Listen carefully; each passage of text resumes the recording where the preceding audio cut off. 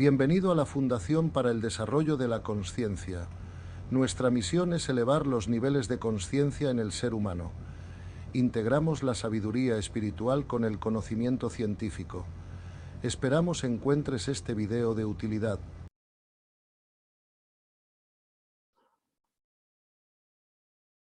Vale. Adelante. Perfecto, pues buenos días o tardes a todos, depende del país que cada uno esté.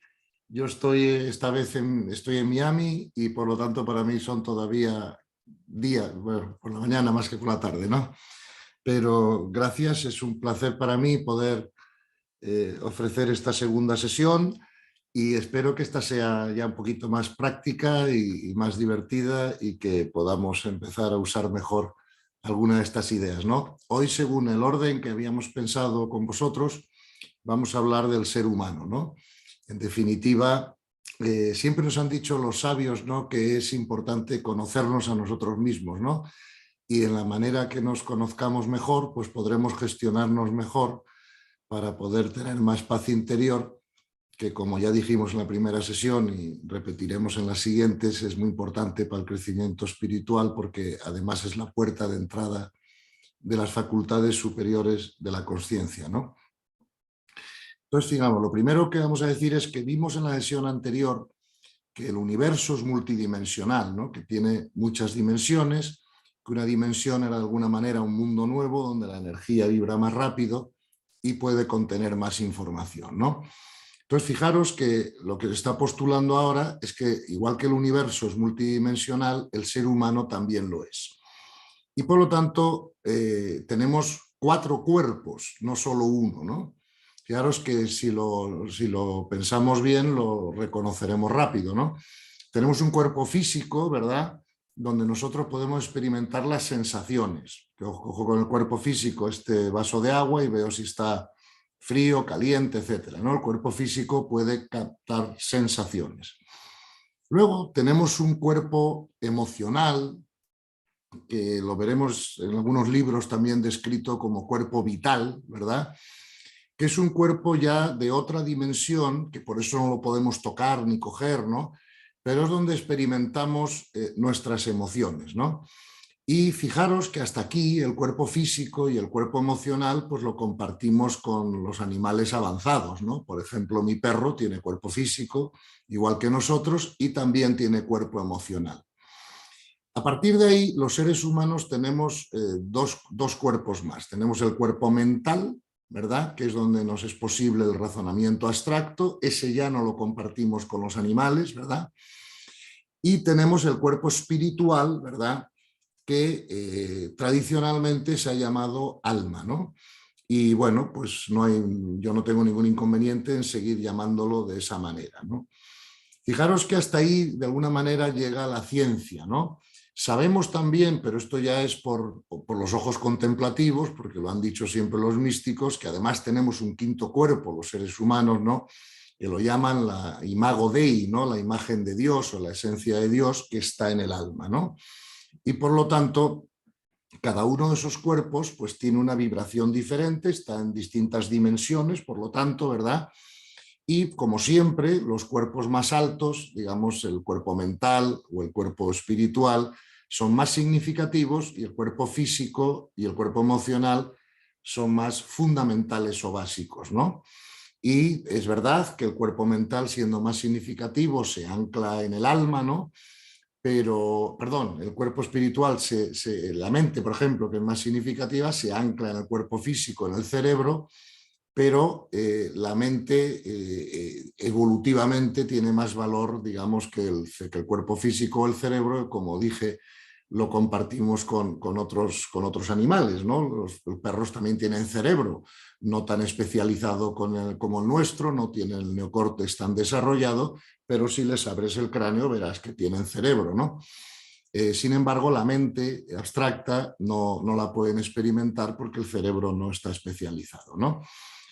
Entonces, lo importante de entender aquí es que cuando hablamos de un ser humano, me gusta mucho el ejemplo que usa Annie Marquier para describirlo, ¿no? Y dice, el ser humano es como un carruaje de caballos, ¿no?, donde por un lado el carruaje en sí es el cuerpo físico, los caballos son las emociones, ¿no? Que son los que empujan, ¿no? Los que dan la energía, ¿no? al cuerpo físico del carruaje, y el cochero es la mente, ¿verdad? Y claro, es bueno que los caballos sean fogosos y potentes, pero claro, hay que manejarlos y mantenerlos en control, porque si no pueden salirse de la carretera y tirar con ello el cochero, el coche y todo, ¿no? Y sin embargo, Annie Marquier dice que el alma es como el amo que va sentado dentro, que es el que conoce el camino, ¿no?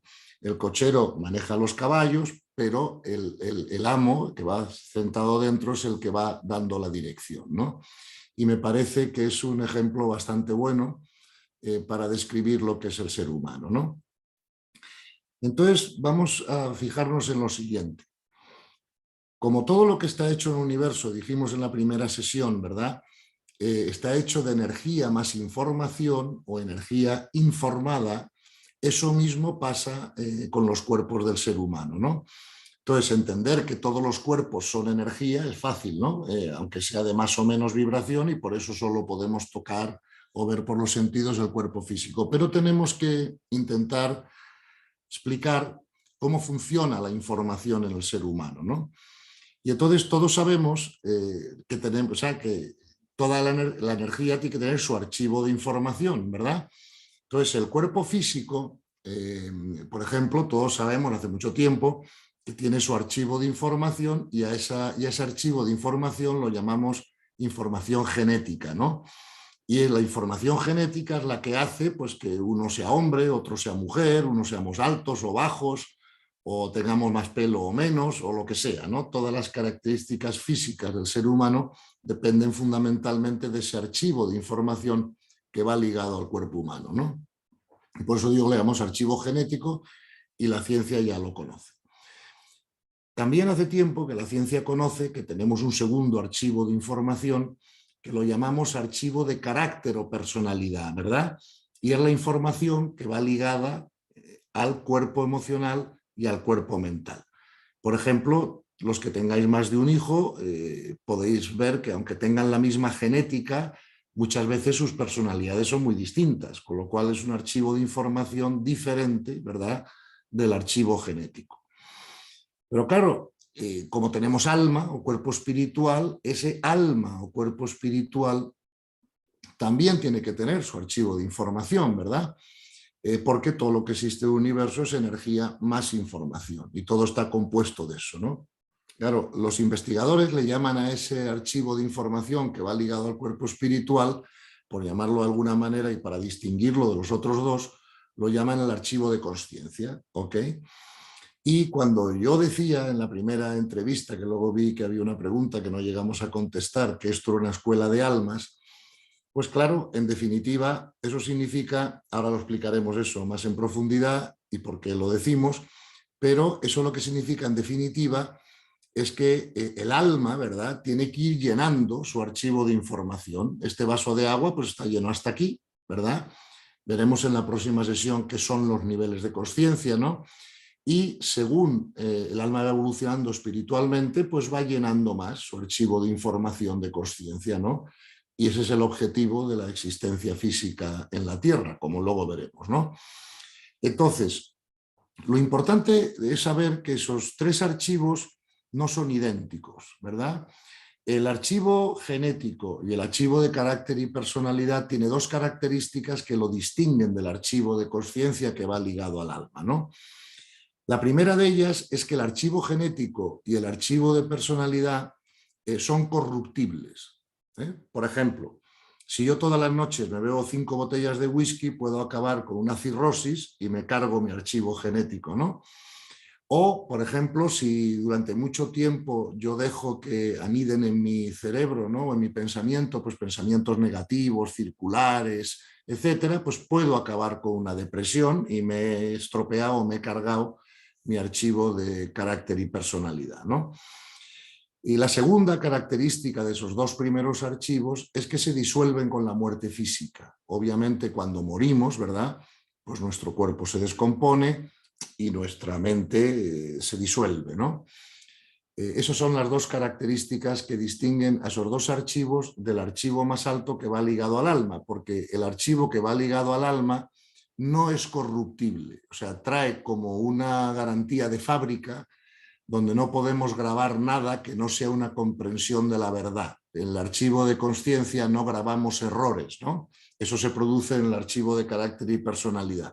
Y eso es lo que garantiza que la evolución es siempre ascendente, ¿no? Y segundo, el archivo de consciencia no se disuelve con la muerte física, porque como todos sabemos, y lo explicaremos más en detalle al final de esta sesión, el alma sigue creciendo espiritualmente después de la muerte física, ¿verdad? Otra cosa es que haya discrepancias de cómo se produce eso, hablaremos de eso al final de la charla. Pero lo que todo el mundo está de acuerdo, todas las tradiciones espirituales, tanto occidentales como orientales, han estado siempre de acuerdo, es que después de la muerte física el alma sigue su trayectoria, ¿no? Aunque ya sea de momento sin cuerpo físico, ¿no? Entonces, comprender cómo funcionan esos tres archivos es útil y nos ayudará de alguna manera a gestionarnos mejor, ¿verdad? Entonces, fijaros que los cuatro, o sea, de esos cuatro cuerpos que he dicho que tenemos, dejando al lado la esencia divina por un momento, que sería el quinto, los tres cuerpos inferiores, el cuerpo físico, el cuerpo emocional y el cuerpo mental, forman lo que siempre hemos llamado el ego, ¿verdad? El ego individual está formado por esos tres cuerpos. Y cada uno de esos cuatro cuerpos son posibles centros operativos, ¿no? Desde los que la persona actúa o opera o comprende, ¿no? Sabemos que en los niveles de conciencia más bajos se opera más desde el instinto y desde la emoción, ¿vale? Cuando un hombre ya va desarrollándose más, se opera más desde la razón, y los que han llegado a la conciencia mística, a la que también hablaremos en futuras sesiones, pues operan más desde el alma, ¿verdad? Y claro, el reto del ser humano es aprender, entrenarse, a operar desde el centro más alto que tengamos, porque para operar desde el instinto y de las emociones, pues ahí están los animales, ¿no? El ser humano debe aspirar a operar más desde la razón e idealmente, y siempre que se pueda, desde el alma, ¿no? Que es el centro operativo, ¿verdad? Más alto que tenemos. Por lo tanto, todos los problemas que tenemos los seres humanos los tenemos porque operamos desde el ego. El ego es el que tiene limitaciones, ¿verdad?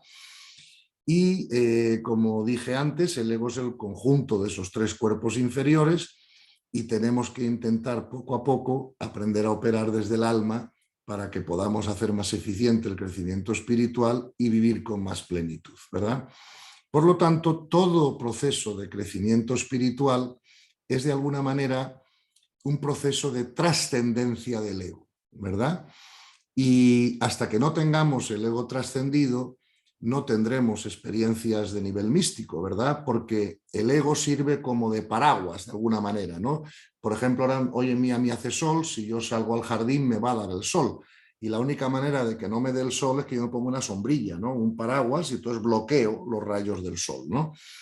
El ego del ser humano está bloqueando continuamente, ¿verdad? Pues ese sol, esa gracia, llamémosla como queramos, ¿no? Esa ayuda, ¿no? Que nos viene siempre desde arriba, porque el ego es el responsable de todos los conflictos emocionales, mentales, físicos que tenemos. Esos conflictos hacen bajar nuestra vibración y al bajar nuestra vibración nos es más difícil conectarnos, ¿verdad?, con la información de mayor nivel vibratorio, ¿no? Hace como de cortacircuito, ¿no? Para aprender a trascender el ego más rápido y mejor, es importante que comprendamos cuáles son sus necesidades, ¿verdad? Porque si yo comprendo cuáles son las necesidades del ego, pues entonces, según van pasando las cosas, me doy cuenta de por dónde vienen y me es más fácil trascenderlo, ¿no? Entonces, podríamos decir que el ego tiene tres necesidades básicas, ¿verdad? La primera sería la seguridad, digamos, física, emocional, económica, lo que sea, ¿no? La seguridad, el deseo de seguridad que todo ego tiene, ¿no? La segunda necesidad básica del ego es el control de lo externo, ¿verdad? Que todo lo que está fuera de mí esté como a mí me gusta, ¿verdad? Que mi cuenta bancaria esté llena, que mi pareja no me ponga los cuernos, que mis hijos no los expulsen del colegio, que lo que sea, ¿no? Que no se me estropee el coche. O sea, que todo lo que está fuera de nosotros esté como a nosotros nos gusta, no como Dios quiera para nuestro desarrollo espiritual, sino como a nosotros nos gusta, ¿no? Y la tercera necesidad básica del ego, ¿verdad? Es esa necesidad que todos tenemos de ser queridos, aceptados, admirados o admitidos por los demás, ¿no?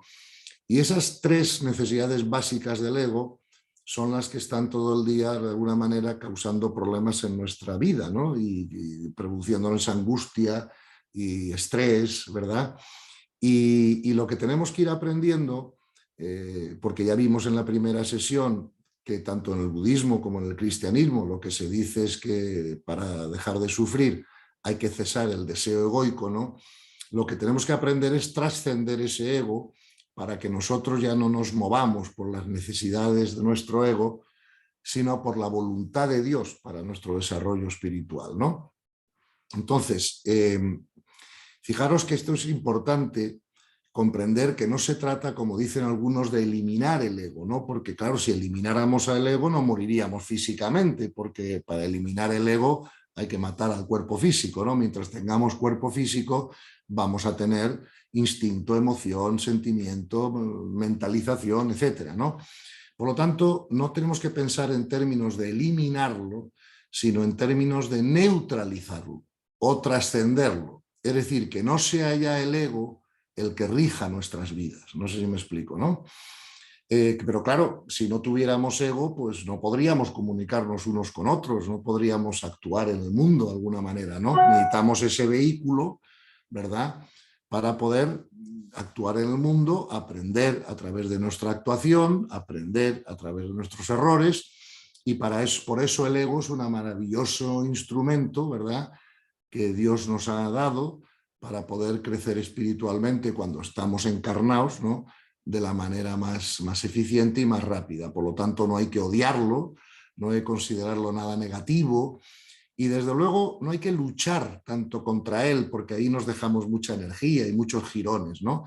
Es más fácil comprender cómo funciona, no dejarnos sorprender por él y poco a poco intentar que no sea lo que rija nuestras vidas, ¿no? Y eso se consigue, en mi opinión, mejor amando al ego hasta que se muera, no hasta que se neutralice, que luchando contra él. Siempre la comprensión espiritual va a producir más fruto que la lucha directa, ¿no?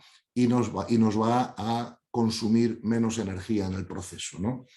Bien, por lo tanto, vemos que el ser humano tiene ego, ¿verdad? Hemos explicado lo que es el ego, hemos explicado sus necesidades, y eso nos hace comprender más fácilmente por qué el ser humano tiene de alguna manera como tres maneras de recibir información, ¿no?, de comprender la verdad. Una es el instinto, que lo compartimos con los animales, ¿verdad?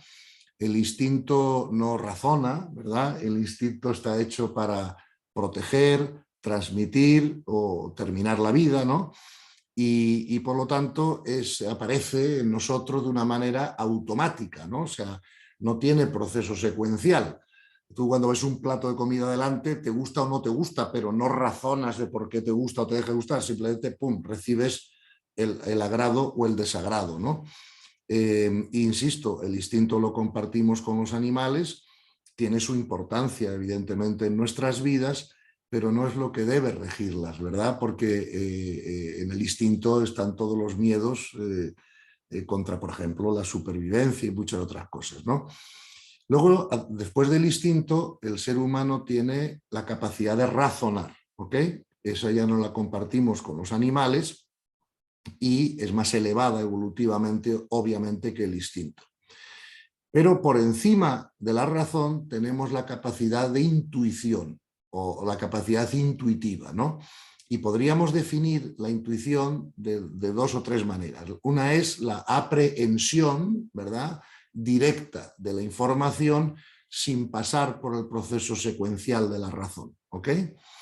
Otra manera de definir la intuición es la capacidad de ver esencia, ¿no?, en vez de apariencia. porque la mente racional, por muy buena que sea la mente racional, solo ve apariencia. Y si la mente es muy buena, pues entonces ve apariencia muy sofisticada, ¿no? Pero sigue siendo apariencia. Nuestra capacidad para ver esencia solo lo podemos hacer con la capacidad intuitiva, que se desarrolla cuando desarrollamos precisamente la capacidad contemplativa, ¿no? Por eso hay que distinguir muy bien entre la intuición y el instinto, perdón, entre el instinto y la intuición, porque cuando estamos razonando lo sabemos claro, ¿verdad? Es A lleva B, lleva C, lleva D, además consume energía, nos cansamos, por eso cuando estudiamos cada 2 horas tenemos que levantarnos, descansar un poquito, ¿sabes? Parar la mente y luego volver, ¿no? Pero sin embargo la intuición y el instinto ambos aparecen de forma directa, ¿no? Y una de las dificultades que tienen los seres humanos es aprender a distinguir entre el instinto y la intuición. Porque el problema es que, claro, el instinto hay que pasarlo por la razón, porque si no nos comportaríamos como animales, ¿no? Pero la intuición, si la pasamos por la razón, nos la cargamos, ¿verdad? La estropeamos, ¿eh? Uy, eso he sido yo el experto en estropearla muchísimos años, ¿no? Y yo tuve, no sé, me llevó muchísimo tiempo aprender a distinguir el instinto de la intuición, porque del instinto no me debo fiar de alguna manera, o sea, debo pasarlo por la razón, porque claro, si no, pesaría 1000 kilos, comería todo lo que ponen delante, lo que sea, ¿no? Mientras que la intuición sí me debo fiar de ella, ¿no? Porque es una forma de conocer superior a la razón. Y la dificultad está en distinguirlos, ¿no? Durante muchos años tuve yo esa dificultad porque, claro, como los dos aparecen de forma directa, ¿cómo sé si es un instinto, una intuición o de dónde viene, ¿no? Hasta que un maestro espiritual pues me dio la solución, ¿no? Y me dijo, mira, Gonzalo, cuando aparece un instinto, no aparece nunca con una sensación interna de certeza y de paz. Mientras que si estás recibiendo una intuición, si estás usando la intuición, esa intuición siempre viene aparejada, ¿verdad?, de una sensación interna de certeza y de paz. Con lo cual, la manera de distinguir el instinto y la intuición es precisamente por la certeza y la paz que te deja en tu sensación interna. No sé si me explico, ¿no? Y una vez que me dieron esa explicación y me entrené un poquito, pues la verdad es que luego me fue mucho más fácil, ¿no?, poder confiar en mi intuición y poder desarrollarla, ¿no? Y claro, la intuición siempre es más rápida, es menos, requiere menos esfuerzo y menos consumo de energía que la razón, ¿verdad?, para conocer algo, ¿no? Entonces, bueno, sabiendo que tenemos esas 3 formas, ¿no?, de poder captar la realidad, lo importante aquí es que comprendamos que la intuición es superior a la razón, mientras que el instinto es inferior. Por eso decimos que el instinto es prerracional y la intuición es transracional, ¿no? Bien, otra cosa que nos va a ayudar a gestionarnos mejor es comprender de una manera más profunda la diferencia entre las emociones y los sentimientos. Esto es importante porque el ser humano sufre cuando tenemos emociones negativas o sentimientos negativos y por lo tanto para poder sanarlos, ¿verdad?, tenemos que saber mejor qué diferencia hay entre uno y lo otro. Esto es una cosa que sorprendentemente, incluso cuando hablas con psicólogos y psiquiatras especializados, pues no lo tienen muy claro, ¿no? Y a veces se usa la palabra emoción y sentimiento como si fuera lo mismo o indistinto, y no es así, ¿no? Vamos a ver, las emociones y los sentimientos se distinguen fundamentalmente por su origen, ¿eh? Por su origen. Las emociones se originan en el cuerpo instintivo y por eso las compartimos con los animales, ¿verdad? Mientras que el sentimiento se origina en el cuerpo mental, en el campo mental, y por eso se llaman sentimentales, ¿ok? Por lo tanto, mi perro tiene emociones, pero no tiene sentimientos. Lo que nos parece que son sentimientos en el perro realmente son emociones, ¿no? Porque los animales avanzados sí tienen capacidad emocional, pero no tienen capacidad sentimental porque no tienen mente abstracta, ¿ok? Entonces, para poder tener sentimientos tenemos que poder razonar. ¿Por qué es esto importante? porque porque no se pueden sanar de la misma manera. Cuando estamos teniendo emociones negativas tenemos que hacer una cosa y cuando estamos teniendo sentimientos negativos es mejor hacer otra, ¿vale? Entonces, cuando estamos teniendo emociones, con las emociones fundamentalmente negativas se pueden hacer solo tres cosas, fundamentalmente. Una es reprimirlas, pero todos hemos aprendido ya que cuando reprimimos las emociones negativas se somatizan, ¿no? Nos producen efectos en el cuerpo negativos, ¿no? Entonces se puso de moda en psicología y en psiquiatría, bueno, pues si no es bueno reprimirlas, vamos a expresarlas. Pero claro, si expresamos las emociones negativas, nos cargamos las relaciones humanas, ¿no? Salvo que las expresemos contra una pared nada más, ¿no? Por lo tanto, lo que se está aconsejando ahora cuando se tienen emociones negativas es que simplemente que aprendamos a observarlas y soltarlas. Si nosotros nos ponemos de testigo de nuestras emociones negativas y decimos, ay, Gonzalo, ya estás teniendo una emoción negativa como siempre, ¿no? Y te ríes un poco, eso se desaparece con bastante rapidez, ¿verdad? Por eso es mejor no luchar directamente contra ellas, sino observarlas como testigo y dejarlas marchar, que se llama soltarlas o canalizarlas. Pero claro, cuando estamos teniendo un sentimiento negativo, no podemos sanarlo de esa misma manera. Para sanar un sentimiento negativo, tenemos que aprender a pensar diferente sobre la persona o los eventos o lo que sea que los cause, ¿verdad? Y si pensamos diferente sobre la situación, cambiará el sentimiento, ¿verdad? Entonces, claro, la comprensión espiritual es la que nos permite pensar diferente sobre eventos y situaciones para que el sentimiento negativo sea fácilmente transmutable, ¿no? De eso pondremos unos ejemplos si queréis después, ¿no? O si hay alguna pregunta al respecto. Bien. Vamos a ver. Lo importante es que cuando hay crecimiento espiritual, o para que haya crecimiento espiritual, nosotros tenemos que aprender a aquietar nuestros cuerpos inferiores, ¿ok? Un místico es una persona que tiene la emoción, el sentimiento muy aquietado, ¿ok? ¿Y por qué? Porque si no, esos cuerpos inferiores nos dan la lata. Además, si la emoción y el instinto no está aquietado, ¿no? Eso nos va a crear bastantes problemas y nos va a quitar paz, ¿ok? Y va a hacer que operemos más desde esos centros, ¿no? Mientras que si esos centros están más aquietados, vamos a tener más facilidad para operar desde la mente, ¿no? O desde el alma, ¿no? Que son centros operativos superiores, ¿verdad?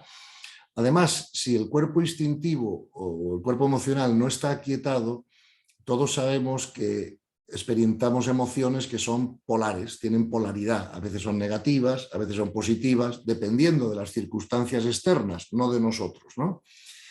Ahora, si nosotros aquietamos esos cuerpos, entonces las emociones y los sentimientos ya no son automáticos, ¿verdad? Sino que son voluntarios. Y entonces, al aprender a estar en paz ante toda situación externa, podemos elegir qué emoción o qué sentimiento vamos a usar en cada situación según lo que sea más conveniente con la situación o con el evento, ¿no? Y por lo tanto, no perderemos paz. Claro, el que los sentimientos y las emociones sean siempre voluntarios y no automáticos, pues nos va a garantizar que siempre serán positivos, porque nadie voluntariamente va a elegir una emoción o un sentimiento negativo porque no te producen buena sensación interior. Sufrimos las emociones y los sentimientos negativos precisamente cuando son automáticos, ¿no? Y responden o reaccionan a circunstancias externas, ¿no? O sea, también tenemos que comprender, para comprender al ser humano, que hay que distinguir entre cerebro, mente y conciencia, ¿no? Que a veces en esto las personas también se confunden, ¿no? Vamos a ver, el cerebro es un órgano físico, está en la tercera dimensión y funciona a modo de transistor de radio, ¿verdad? Esto es importante de comprender. O sea, los programas de radio, yo tengo un transistor de radio en casa, lo enciendo y capto ondas de radio. No produzco los programas de radio dentro del transistor. Además, si en el transistor cambio la ruedecilla, pues puedo empezar a recibir una frecuencia u otra, ¿no? Según yo vaya cambiando la frecuencia del aparato, ¿no? Ahora, los programas de radio no están producidos por el transistor de radio, sino que son ondas, ¿no? Que vienen por el aire y el transistor las capta. Pues el cerebro es lo más básico de esas tres cosas, ¿no? La mente, ¿verdad? No puede ser experimentada por el cerebro, pero no puede ser reducida al cerebro, ¿verdad? Pensemos en la mente como los posibles programas de radio posibles, ¿no? Y nuestro cerebro captará unos o captará otros, depende de la frecuencia, de la energía que yo le ponga al transistor, para que capte unas, por eso ponemos FM 94,3, FM 103. Eso no son nada más que distintas frecuencias vibratorias que traen una información, ¿no? Entonces, nuestro cerebro puede captar información de más alto nivel o menos nivel, depende fundamentalmente de nuestro nivel de conciencia y nuestro desarrollo espiritual. Es verdad que hay transistores mejores que otros, transistores que son más potentes, menos potentes, pueden recibir onda corta y onda larga, otros transistores son más simples, pero en definitiva son transistores, ¿verdad? Y captan mente, pero no lo producen, ¿vale?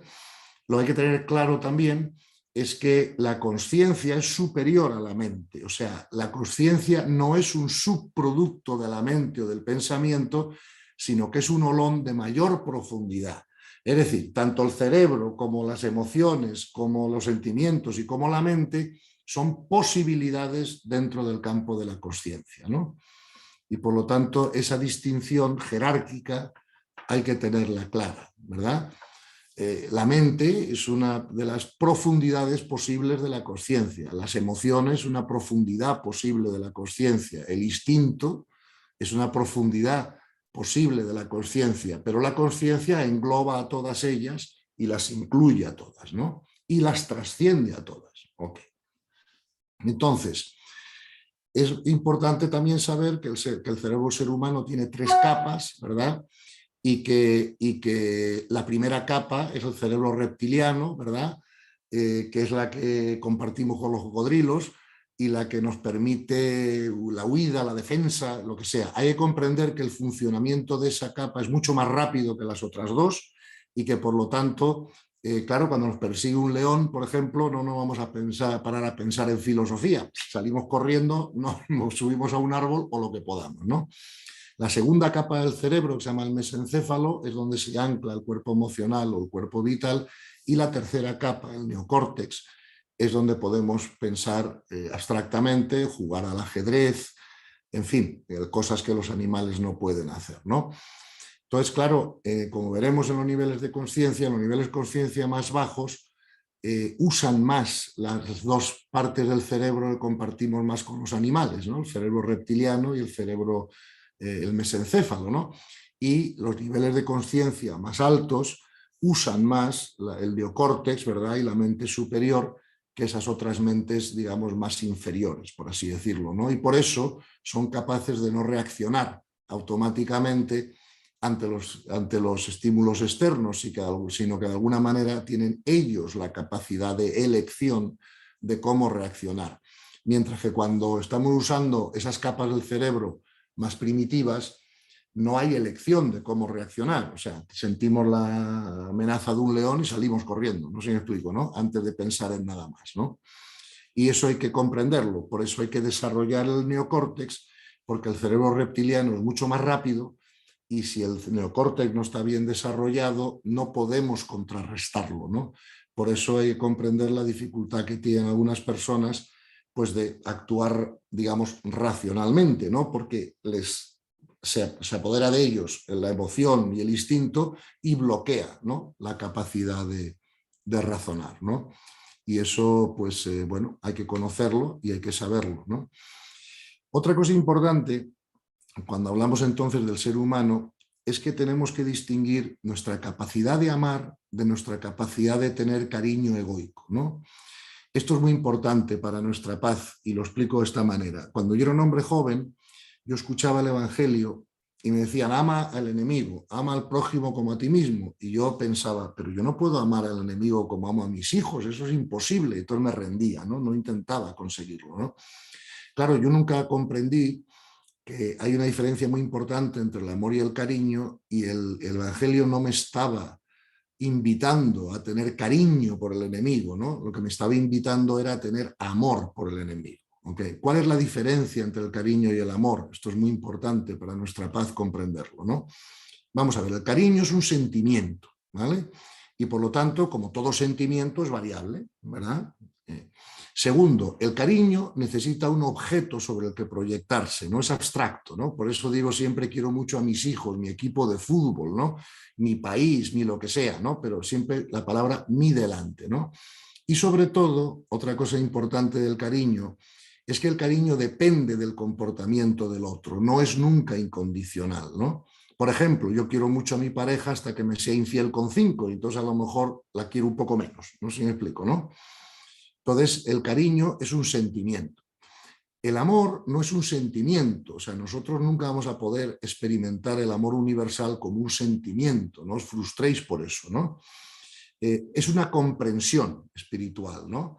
Te das cuenta que el otro es tu hermano, porque a nivel de alma tiene el mismo padre y que todos estamos en un camino, ¿no?, de crecimiento espiritual donde además unos nos necesitamos a otros para crecer, ¿no? Entonces el cariño no está hecho para amar al enemigo, de la misma manera que la nariz no está hecha para escuchar, ¿verdad? La nariz está hecha para oler. Entonces, al enemigo solo se puede amar desde el amor, ¿vale? Y no os frustréis porque no seáis capaz de tener cariño por lo que no es agradable, no sé si me explico, ¿no? O agradable para el ego, ¿no? Fijaros que en español tenemos dos palabras para hablar del amor y el cariño, que es amor y cariño. Pero los griegos usaban 4 palabras, ¿no?, para hablar de esto. Una era estorges, ¿verdad?, que era el cariño que se tiene pues, por el grupo familiar, por la gente próxima y tal. Otra era eros, que se refería al cariño, al amor pasional, ¿verdad?, erótico, etc. Otra era filia, que es el cariño que sentimos por lo que se portan bien con nosotros, ¿no?, digamos el de reciprocidad. Pero finalmente había una cuarta palabra que era ágape y que significaba amor incondicional, ¿verdad? Fijaros que los 3 de los evangelios están escritos en griego y la única palabra que aparece era ágape, ¿verdad? Filia aparece un par de veces, pero es para explicar una parábola, ¿no? Pero la enseñanza de Jesús era el ágape. Y ese ágape no es un cariño sentimental, sino que es una comprensión espiritual de amor. No sé si me explico, ¿no? Entonces, en la medida en que nosotros vayamos situándonos más en el amor, ¿verdad?, en vez de tanto en el cariño egoico, pues haremos más eficiente nuestro crecimiento espiritual y nos será por primera vez posible, por ejemplo, amar al enemigo, ¿no? Pero no intentemos tener cariño por el enemigo porque eso va a ser imposible y nos va a frustrar, ¿ok? Bien, otra cosa que tenemos que reconocer es que como tenemos 4 cuerpos, tenemos que preguntarnos cuál es la capacidad del alma, ¿verdad? Porque los cuerpos tienen que servir para algo. Hemos visto para qué sirve el instinto, hemos visto para qué sirve la emoción o la mente, ¿no? La mente sirve para jugar al ajedrez, por ejemplo, ¿no? Entonces, ¿para qué sirve el alma? O sea, ¿qué capacidad tiene el alma que no tengan esos 3 cuerpos, ¿no? En mi opinión, como no hemos tenido tan claro hasta hace poco esa multidimensionalidad del ser humano, hemos cometido el error de que las facultades o las posibilidades que están en el alma se las hemos dado todas a la mente, ¿ok? Y entonces no hemos comprendido que el alma también tiene unas capacidades que la mente no tiene, igual que la mente tiene unas capacidades pues, que el cuerpo físico no tiene, ¿no? Y así sucesivamente. Yo, después de mucho pensar sobre esto, os propongo, y esto es solo una propuesta, porque esto hay que investigarlo todavía mucho más, estamos en pañales en eso y estamos empezando a mirar, ¿no? Pero yo os propongo que hay 3 capacidades del alma que no son de la mente como pensábamos, ¿no? Una es la libertad interna. La libertad está en el alma, no en la mente. O sea, la mente es como un ordenador. En un ordenador, el ordenador no es libre, el ordenador procesa muy rápido y tal, pero no es libre el usuario. El usuario del ordenador es el que puede cambiar programa o darle una tecla o a otra. El ordenador simplemente ejecuta, ¿verdad?, las instrucciones y las lleva para adelante, pero no las elige, ¿no? Por eso creo que la libertad es un asunto del alma y no de la mente. Otra cosa que es un asunto del alma y no de la mente es la intención, ¿verdad? Por eso los niveles de conciencia más altos se distinguen de los más bajos por la puridad de intención. Y eso está en el alma, no en la mente. El mismo ejemplo que un ordenador. Un ordenador no tiene intención, la intención la tenemos nosotros. Cuando lo encendemos, cuando lo apagamos, ¿para qué lo usamos? No sé si me explico, ¿no? Y por último, creo que el alma tiene una capacidad de ver esencia, cosa que la mente, como dije antes, solo ve apariencia, ¿no? Por eso la capacidad contemplativa no está en la mente, sino en el alma. Y solo se desarrolla cuando sabemos neutralizar la mente, como todos sabéis, los que estáis en este camino, ¿no? Parar la mente para que podamos intuir, ¿no? Con más facilidad y no haya cortacircuitos, ¿no? Por eso podemos decir que la individualidad está en el alma, pero la personalidad está en el ego, ¿no? Y también tenemos que comprender que el ser humano no es un ser físico, ¿no? Que está teniendo una experiencia de trascendencia, sino un ser espiritual que está teniendo una experiencia de aprendizaje, ¿no? Esta es la diferencia fundamental entre Aristóteles y Platón, y ahora la ciencia le está dando más, y los místicos siempre le han dado más la razón a Platón, y la ciencia ahora también. Por eso podemos decir que el ser humano es un espíritu encarnado en el tiempo con una intención de aprendizaje. No es un ser físico que está teniendo una experiencia de trascendencia. Nuestra casa no es esta. Nuestra casa está ahí arriba y venimos aquí al colegio, ¿no? Eso es lo que hay que comprender. Por lo tanto, esta no es nuestra casa, este es nuestro colegio. Fijaros que esto se está comprendiendo ya en todas las tradiciones, y hace poco leí un escrito de Benedicto XVI donde decía por primera vez: estoy preparándome para volver a casa. No dijo para morir, no dijo para ir al cielo, dijo para volver a casa. ¿Ok? Y esto es importante que lo comprendamos. No estamos en nuestra casa, estamos en un colegio haciendo un curso de aprendizaje. ¿Ven? Por lo tanto, podemos ver al ser humano como un alma en evolución. El otro día había una pregunta en la charla, creo, decía: ¿por qué afirmas tú, Gonzalo, que el ser humano es un alma en evolución? Digo, mira, pues por dos razones fundamentales.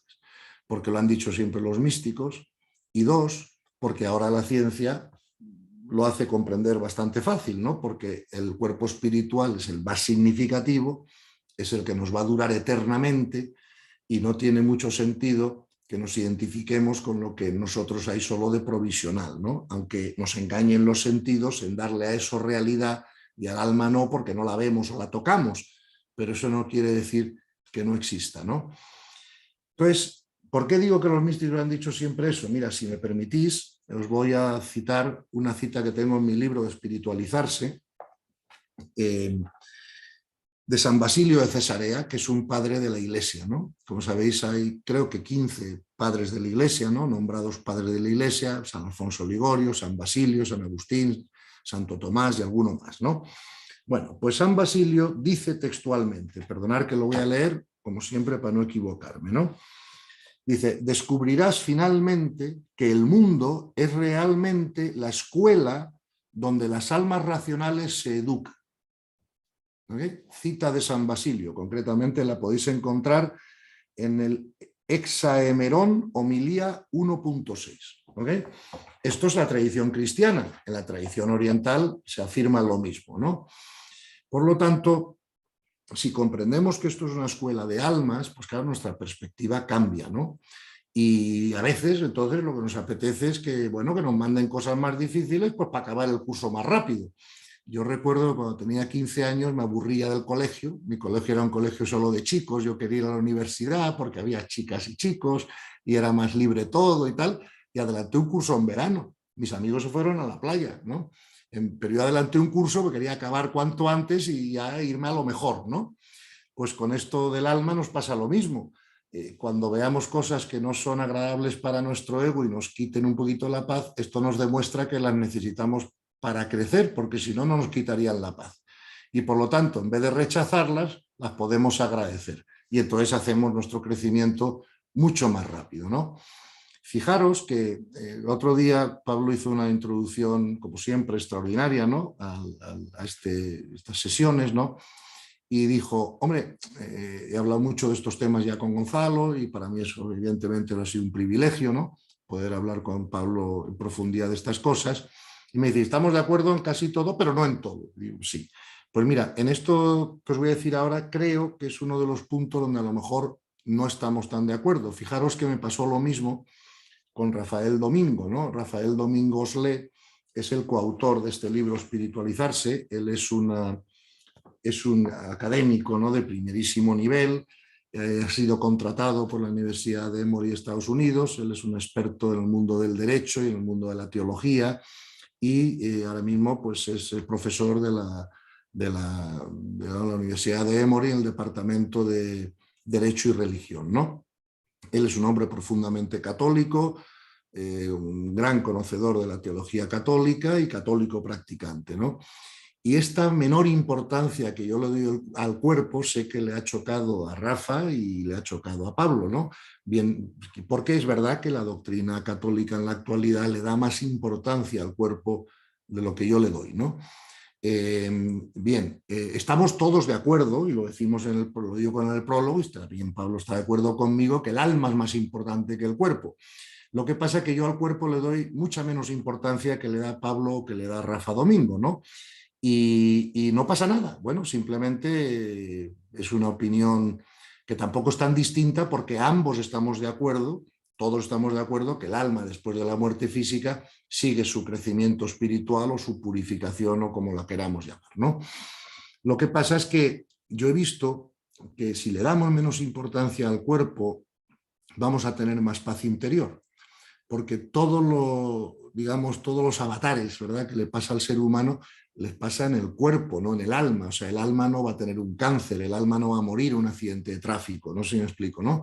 Entonces, en la medida en que nos identificamos más con el alma y menos con el cuerpo, facilitamos nuestra paz interior. Creo que además eso está más en consonancia, ¿verdad?, con la ciencia moderna que explicamos ayer, por el tema multidimensional. El cuerpo es más fundamental, pero es menos significativo. El alma vive eternamente sin cuerpo, no sé si me explico, ¿no?, después de la muerte física. O sea que en ese sentido es mejor, pero vamos, comprendo que ellos pueden tener razón y yo no, ¿eh? O sea que, y sé que la doctrina católica considera al ser humano una persona, que es una unión entre alma y cuerpo. Pero incluso San Agustín, si lo leéis a fondo, él explica que su opinión, claro, es que el alma preexiste al cuerpo, ¿no? Y cuando veamos los niveles de conciencia, veremos que todas las personas al momento del nacimiento tienen, igual que tienen IQs, o sea, coeficiente intelectual diferente, tienen también distinto nivel espiritual o nivel de conciencia en el alma en el nacimiento. Entonces la pregunta es, ¿de dónde viene eso, no? Si el alma se crea al mismo momento que el cuerpo, ¿no?, pues claro, vendrían todas con la misma información, y eso está comprobado que no es así. Entonces tendríamos que explicar qué recorrido previo, ¿no?, ha podido tener el alma para que ya desde el momento del nacimiento, de alguna manera, las personas tengan distinto nivel de conciencia, ¿no? Entonces, este es un tema que dejo abierto, y que cada persona obviamente puede pensar como quiera al respecto, pero bueno, tenemos que decidir qué importancia o no le vamos a dar al cuerpo físico, ¿no?, en nuestro pensamiento o en nuestra identificación. Entonces, claro, cuando cambiamos de contexto, ¿no?, pues algunos problemas del contexto anterior, como dijimos en la primera charla, pues se van resolviendo por sí solos, ¿no? Os pongo un ejemplo. Fijaros que durante muchos años hemos tenido un conflicto entre creación y evolución, ¿verdad? O eres darwinista o eres creacionista, ¿cuál de los dos tiene razón? Las personas, unos están a favor de uno, a favor de otro. Por ejemplo, si subimos de contexto, nos damos cuenta que ambos tienen parte de razón y ambos tienen parte de error. La solución al conflicto, por ejemplo, ¿no?, de la creación y de la evolución, es pensar que la solución está en un término que se llama emergencia o creación continuada, ¿verdad? Entonces, sí, la creación continuada aparentemente parece una evolución, pero no es una evolución desde abajo arriba, sino de arriba abajo, ¿no? La conciencia va creando distintas formas según es conveniente, y eso a nosotros nos parece que es evolución, pero no es evolución, es emergencia o creación continuada, ¿no? Pues con esto es lo mismo. Tú tienes que, el contexto mental, ¿verdad? Tenemos que elegirlo, entre otras cosas, por los frutos que dé. En el Evangelio, cuando le preguntan a Jesús por unos profetas o por otros, o por unas ideas o por otras, Jesús siempre contestó, por sus frutos los conoceréis, ¿no? Entonces, una vez más, yo cuando tengo duda, ¿no?, entre una cosa y otra, pues como os dije en la primera sesión, intento acudir a los tres ojos del conocimiento para ver qué han dicho los tres sobre el tema, pero otra cosa que también utilizo es un poco la sensación interna de fruto, ¿no? Y digo, bueno, si le doy menos importancia al cuerpo físico, gano paz. Eso es evidente, o sea, es un fruto evidente, ¿no? Entonces, insisto, sin querer, sí quiero apuntar, ¿verdad?, que yo le doy menos importancia al cuerpo físico y Rafael Domingo, y el coautor del libro conmigo, ¿no?, y Pablo Dors le dan un poco más y seguramente ellos tengan razón y yo no, pero por eso quería apuntarlo, porque creo que es uno de los pocos puntos donde a veces no hemos tenido el mismo punto de vista, ¿no? En todo lo demás o en casi todo lo demás, gracias a Dios sí, lo cual a mí me da mucha tranquilidad, ¿no?, de que eso sea así también, ¿no?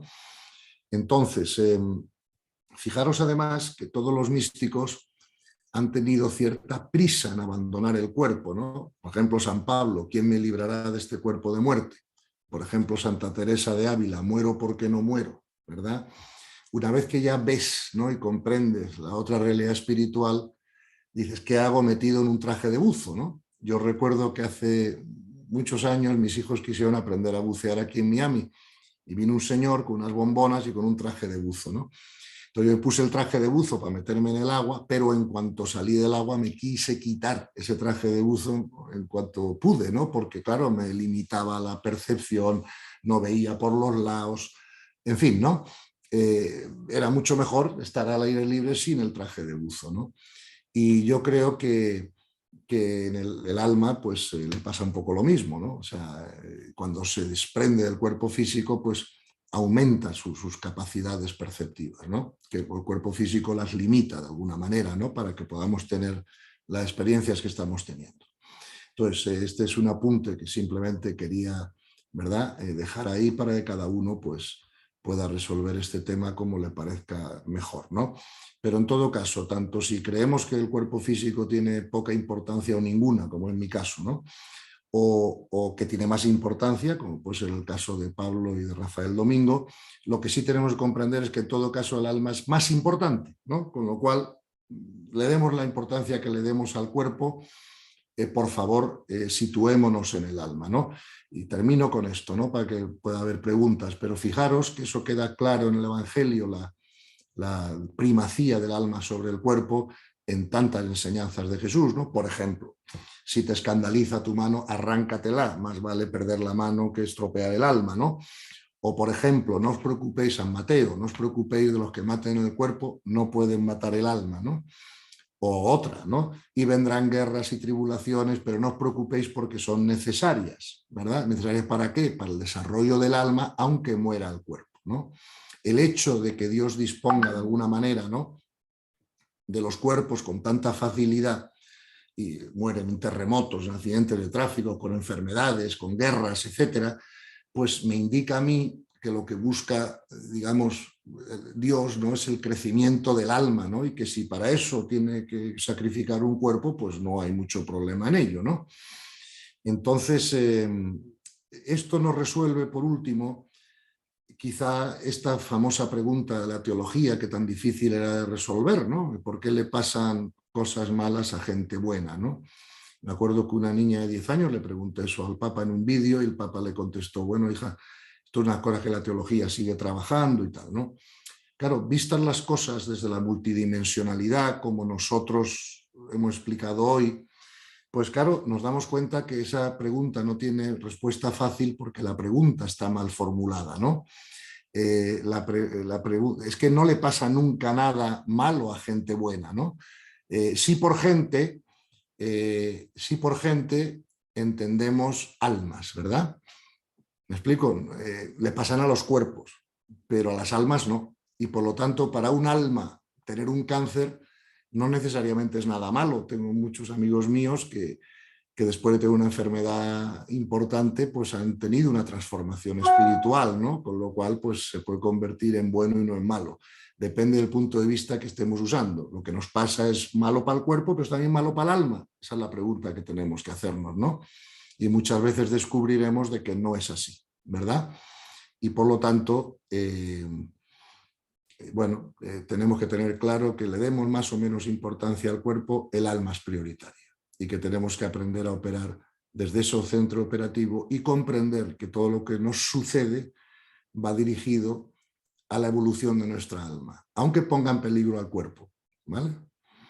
Entonces, con esto termino la presentación, que ya ha pasado 40 o 50 minutos, y si os parece, dejamos tiempo para las preguntas que tengáis. Gracias, Gonzalo. Muchas gracias por esta preciosa charla sobre el alma. Hay muchas preguntas, así que seleccionaremos algunas. Hay una muy bonita que dice, Gonzalo, cuando volvemos a casa tras la muerte física, ¿podría quedar algún vestigio del archivo de personalidad aún habiendo trascendido el ego? En mi opinión, vamos a ver, en mi opinión ocurre esto. Sabemos que vivimos en un campo de conciencia que lo llamábamos los campos akáshicos en la primera sesión, o los campos As, o el campo 0 con Z, donde todo queda grabado. Es decir, es verdad que el ego se disuelve, ¿verdad? El archivo de personalidad se disuelve, pero no antes de grabarlo en esos campos, ¿ok? Luego lo que queda de ello es una grabación, por así decirlo, ¿no? No queda el cuerpo en sí mismo, ¿no? Pero queda una grabación de todo lo que ese cuerpo ha experimentado, ¿no? Y por lo tanto, podemos decir que el cuerpo en sí mismo no perdura después de la muerte, ¿verdad?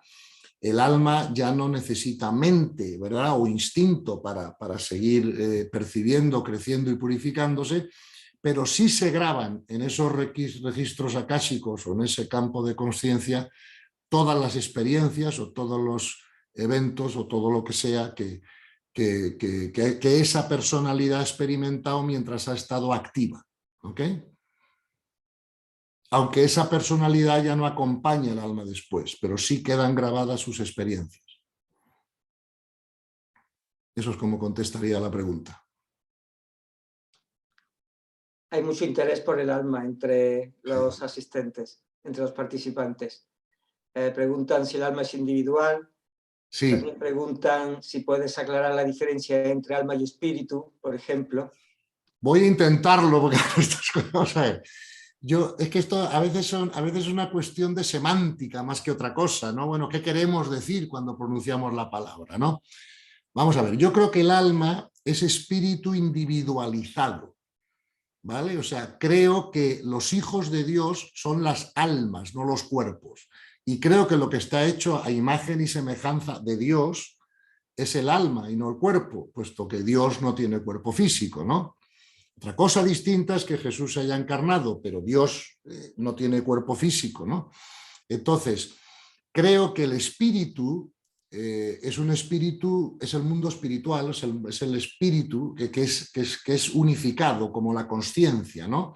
Y creo que el alma es un espíritu individualizado. Digo que es espíritu porque no es material como el cerebro, ¿no?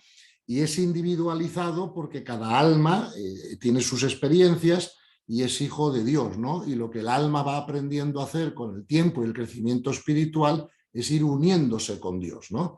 Pero claro, mi alma es distinta que el alma del vecino y tiene un distinto nivel de conciencia y tiene como veremos en otras charlas, hasta un destino distinto, ¿no? Hay almas que tienen que pasar por unas experiencias y otras almas tienen que pasar por otras.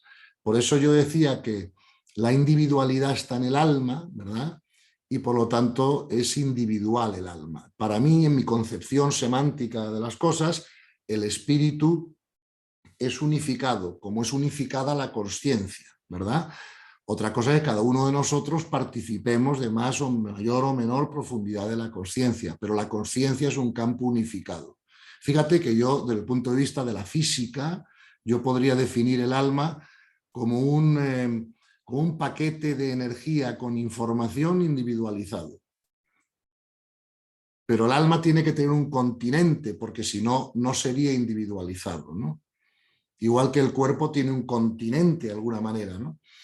Aunque luego en la realidad eso no es tan claro, pero vamos, para nuestros sentidos es claro, ¿no? Y creo para mí, ¿no? Mi manera de comprenderlo es que el espíritu es uno y el alma son espíritus individualizados. Aquí hay otra pregunta muy hermosa que dice, ¿cómo explicar la acción de Dios en la interioridad del ser humano? Buah, es que explicar a Dios y sus acciones es un poco, yo no sé, es un poco imposible para nosotros, ¿no? Lo que sí sabemos, ¿verdad? Porque además nos lo dice el Evangelio, es que el sol siempre está brillando para los justos y para los injustos. O sea, siempre hay una acción de Dios hacia nosotros. También nos dice el Evangelio, tú da un paso hacia mí que daré 100 hacia ti, ¿no? Es más, sin la gracia de Dios no podríamos, vamos, ni existiríamos, ni podríamos hacer nada y tampoco creceríamos espiritualmente. Por lo tanto, sí que hay una acción continuada, ¿no? De Dios en nosotros. Y yo creo que el trabajo del ser humano, el más importante es quitar obstáculos para que esa acción se pueda dar, ¿verdad? Y los obstáculos están en el ego, ¿verdad? Entonces, cuando trascendemos el ego, esa acción de Dios puede actuar mucho mejor en nosotros que si no trascendemos el ego porque la estamos bloqueando. ¿Cómo se produce? Hombre, yo me puedo imaginar, ¿no? Que, bueno, que es la atracción, ¿verdad?, que las energías de más lenta vibración, como hemos dicho siempre, tienen sobre los de más lenta vibración. Pero supongo que comprender en profundidad el mecanismo, ¿no? Cómo eso se produce o cómo eso se da, pues todavía estemos un poco lejos de ello, ¿no? Pero vamos, yo no tengo la más mínima duda de que sí se produce, ¿no? Y además es algo que ya no es un tema para mí teórico, sino que yo tengo experiencia personal de ello, ¿no? Entonces, como lo he experimentado, pues no lo puedo dudar. Pero cómo se produce, pues como afecten las energías y la información de más alta vibración sobre las más bajas, ¿no? Igual que se produce un trasvase de temperatura en las moléculas del agua, si está agua fría yo le hago agua caliente encima, ¿no? Pero ya nos dirá la ciencia poco a poco mejor cuando vayamos sabiendo más de qué forma se produce eso, ¿no? Tal vez es un misterio eso. Sí, sí, todavía es un poco misterio, pero bueno, es importante comprender que sí se produce, ¿no? Y es importante comprender, claro, y es importante comprender que lo facilitamos trascendiendo el ego. Con esas dos cosas creo que para nosotros ya nos basta, no sé si me explico, ¿no? Y supongo que en un momento posterior de nuestro desarrollo, o bien aquí tecnológico, o bien allí de consciencia, pues podremos comprender mejor cómo eso se hace, ¿no? ¿Alguna pregunta más? Hay aquí otra que pregunta que ¿cómo se explica que sabiendo que vamos a morir, nuestra cabeza se olvide de eso y nos preocupemos por nimiedades cotidianas? Bueno, eso es el ego. Es decir, al ego le encanta preocuparse de nimiedades, el ego le encanta inventarse problemas cuando no existen, ¿no? O sea, el ego es lo que hace, es su naturaleza, ¿no? Y por lo tanto tenemos que saber que eso es el ego, ¿no? Sin embargo, como vosotros sabéis, ya se han hecho muchísimos estudios, miles y miles de estudios, ¿no?, de experiencias próximas a la muerte. También se han hecho muchas regresiones psiquiátricas y por eso empezamos a comprender que la mente no, o sea, que la muerte no existe, o sea, la muerte es simplemente un cambio de experiencia, ¿no? La muerte, por eso los místicos tienen hasta prisa, entre comillas, en morirse, ¿no? Porque es como si soltáramos un peso, un lastre, ¿no? Acabáramos un curso, nos fuéramos a casa de vacaciones. Pero vamos, cuando estábamos en el colegio, ¿a quién no nos apetecía irnos de vacaciones, verdad? Entonces, solo la no comprensión, ¿verdad?, de lo que es el mundo espiritual nos puede llevar a aferrarnos tanto a seguir en el colegio, ¿no? Pero cuando se produce una comprensión o una visión directa de ello, es verdad que dan prisa de irse para casa, pero vamos, corriendo, ¿no? ¿Quién quiere estar en un hotel de 2 estrellas cuando se puede estar en uno de 5 estrellas? Nadie. Digo, como no conocemos el hotel de 5 estrellas, pues no. Os pongo un ejemplo tonto, pero muy gracioso, me pasó a mí en la vida.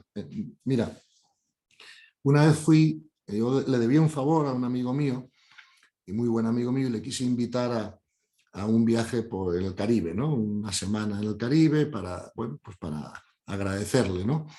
Y me acuerdo que vino con su mujer y, bueno, teníamos un hotel muy bonito con 2 cabañas en la playa y tal y cual, ¿no?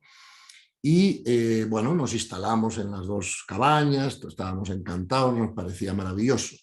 Pero yo, que soy un poco trasero inquieto a veces, pues cogí un carrito de golf de esos del hotel para mirar el resto del hotel, ¿no? Y claro, cuando fui a la otra punta vi que había las mismas 2 cabañas, pero además con un salón en medio y en un mejor sitio de la playa y tal.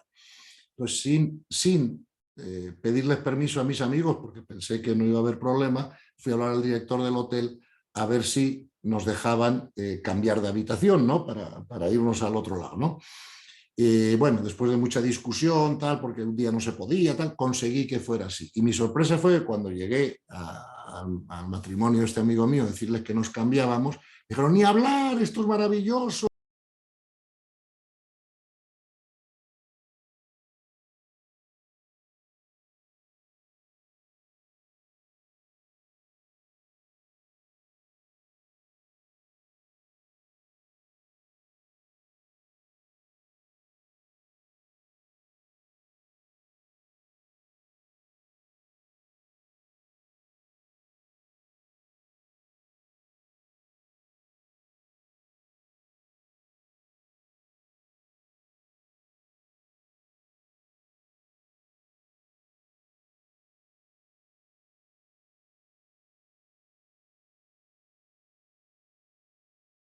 Imaginar que haya otra cosa mejor. No sé si me explico, ¿no?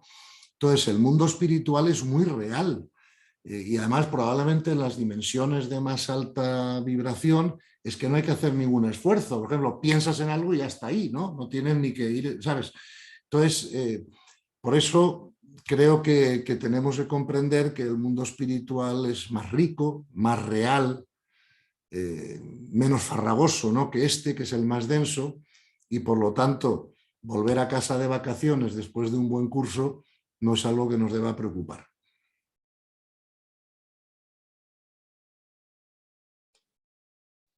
Gracias, Gonzalo. Una última cuestión.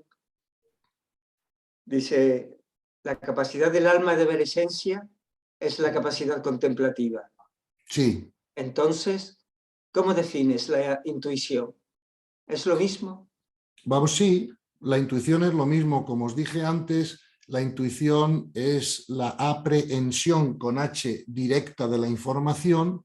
También se puede definir como la capacidad de ver esencia. Hay algunos autores que también la definen como la capacidad de reconocer patrones, ¿verdad? Pero yo personalmente creo, que la capacidad de reconocer patrones podría ser también una capacidad mental, ¿no? De la mente que hace una síntesis, ¿no? Que relaciona bien unas cosas con otras. Para mí la intuición la definiría como la aprehensión con H directa de la información sin pasar por el proceso secuencial de la mente, ¿verdad? Y también la definiría como la capacidad de ver esencia, ¿vale? Para mí son las 2 mejores definiciones. Muy bien, Gonzalo. Muchísimas gracias. Hay también muchas personas que expresan su agradecimiento en el chat. Muchas gracias a vosotros. Y bueno, creo que ha sido hoy una charla preciosa sobre el alma y la esencia y sobre nuestras emociones también, ¿verdad? Sí. Pues muchísimas gracias a vosotros, como siempre. Creo que conocernos mejor y comprender bien estas cosas pues nos va a ayudar a tener mucha más paz interior. ya lo iremos viendo también en las otras sesiones con los otros temas, y que estoy encantado y muy agradecido de poder pasar este rato con vosotros. Gracias, Gonzalo. Cerramos Gracias aquí a la vosotros. sesión. Hasta la próxima. Hasta la próxima. Hasta la próxima.